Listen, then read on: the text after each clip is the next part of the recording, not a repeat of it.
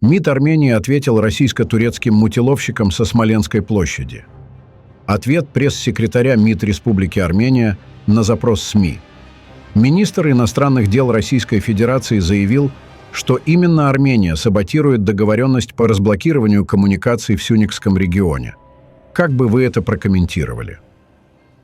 Несоответствующие действительности, очевидно предвзятые, зачастую неуважительные комментарии различных официальных лиц МИД России в отношении Армении, к сожалению, давно не новы, и, как вы могли заметить, мы на них уже давно не реагируем.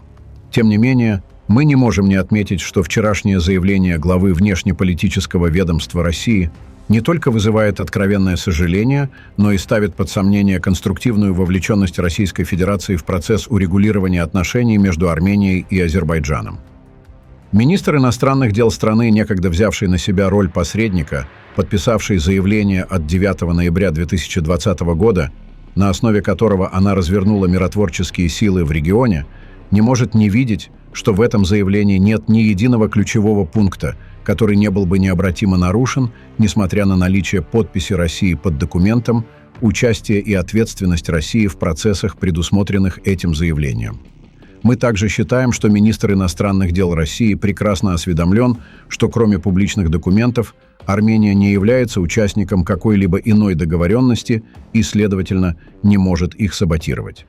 Считаем необходимым также подчеркнуть, что представленный правительством Республики Армения проект «Перекресток мира» уже получил широкое признание на международной арене и несколько раз был представлен также и официальным лицам Российской Федерации. Подтверждаем, что открытие региональных коммуникаций в рамках этого проекта может состояться буквально в любой момент. Проект «Перекресток мира» получил положительный отклик со стороны ряда международных партнеров. Призываем коллег из МИД России не саботировать его реализацию и не подрывать усилия по достижению мира на Южном Кавказе предвзятыми заявлениями. Правительство Республики Армения многократно подтверждало и в очередной раз подтверждает свою приверженность мирной повестке и сделает все от него зависящее для ее успешной реализации.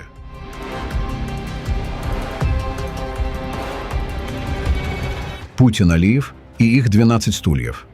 Бакинские и московские диктаторы окончательно разрушили остатки системы безопасности на Южном Кавказе. Что обсуждали диктаторы в их встрече в Баку? Скорее всего, как еще попробовать продавить Ереван на открытие Зангезурского коридора.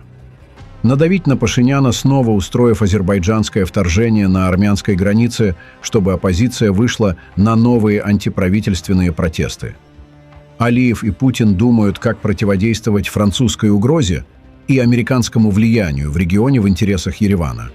Они не могли себе представить, что такие гиганты, как США и Франция, будут так усердно поддерживать маленькую Армению. Отношения между Арменией и Россией из-за действий великого геополитика, конечно, в кавычках, достигли исторического минимума. Хуже было только в начале 20-х, когда большевики с турками разделили Первую Республику Армения. Из-за всего этого Ереван приостановил участие в ОДКБ и стремительно дрейфует в сторону Запада. Отношения между Арменией и Азербайджаном сейчас не намного лучше, чем перед началом 44-дневной войны, исключительно из-за политики алиевского режима, который, очевидно, не хочет подписывать мирный договор с Ереваном. Из позиции силы требует каждый раз все новых и новых уступок, включая территориальных. Теперь Алиев ставит условием мира изменения Конституции Армении. Мы же понимаем, да, что это тупая солдатская причина. Кто служил в армии, поймет, о чем имею в виду. Это то, когда офицер может найти любую причину, чтобы отправить срочника сидеть на 10 суток в Губахте. И без сомнений, Алиев будет играть в эту игру до бесконечности. Дальше хамить Западу, а затем прямо угрожать Еревану новым военным вторжением. Иначе никак. Жестокий, непотический диктаторский режим в Баку держится на следующих вещах: политических репрессиях внутри страны, перманентной маленькой победоносной войне, политике пещерной ксенофобии, а именно армянофобии, коррупции, присвоенных алиевским кланам нефтяных запасах страны и продаже их в Европу, подкупе западных и российских элит, что называется икорная дипломатия, мелкооптовой торговле своими политическими помидорами на Большом Восточном базаре, где большие игроки пытаются договориться или обмануть друг друга, поддержки султана Эрдогана с его бредовой националистической идеей Великого Турана, тюркского мира, поддержки Путина с его не менее маниакальной идеей русского мира. Путина, чьи энергоресурсы Алиев продолжает, как ни в чем не бывало, продавать в Европу под видом азербайджанских в обход западных санкций, что не мешает Алиеву жать руки почти всем европейским лидерам, кроме Макрона. Путина, с которым Алиев за 2 дня до вторжения России в Украину подписал в Москве декларацию о союзническом взаимодействии между Азербайджанской республикой и Российской Федерацией, что не мешает Алиеву встречаться также с Зеленским, откупаясь периодически пиар-поставкой гуманитарки Украине, одновременно помогая Кремлю зарабатывать деньги на продолжение войны в Украине. После военного отжатия Карабаха и вторжения в Армению, наглость и безнаказанность бакинского диктатора, еще более уверовавшего в свою геополитическую и экономическую безальтернативность для Запада, еще больше раздувают его эго, причем так же, как в свое время и у Путина после аннексии Крыма и вторжения на Донбасс в 2014-м. Чем это закончилось, мы видим. Поэтому не вызывает уже удивления сегодняшнее заявление посла Азербайджана в России, Паллада Бюльбюля Оглы, что Баку хотел бы присоединиться к БРИКС. Какой БРИКС, Ильхам? К ОДКБ. Там местечко Армении почти освободилось. Может, уговоришь других диктаторов помочь великому геополитику отвоевывать Курскую область? Союзничек. Ну или замолвишь слово перед Зеленским, чтобы не гулял по Курщине.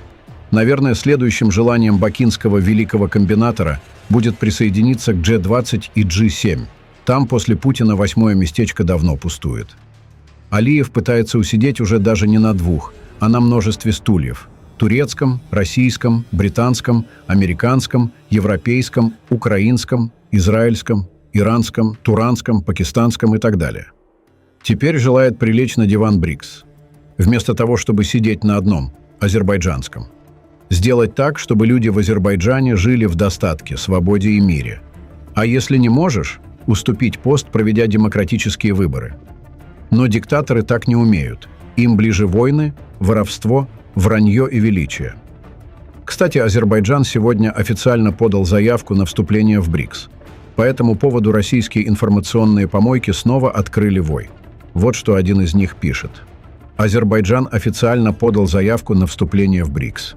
На этом месте могла быть Армения, но там Пашинян. Поэтому различные страдания армян будут продолжаться. Ты на этого идиота посмотри. По нему уже давно украинская пуля плачет. Ему бы в Курских степях с украинской армией сражаться, но Армения не дает ему покоя. Передайте этому Рожину, его фамилия, если что Армения уже 30 лет имеет несчастье быть на этом месте и считает дни и часы, чтобы вырваться из рабства. А алиевскому режиму я желаю не останавливаться на достигнутом и воплотить мечты Путина, вступить еще и в ЕАЭС и ОДКБ вместо Армении. Пишите ваше мнение в комментариях и подписывайтесь на наш канал, чтобы не пропустить самые важные новости региона и мира.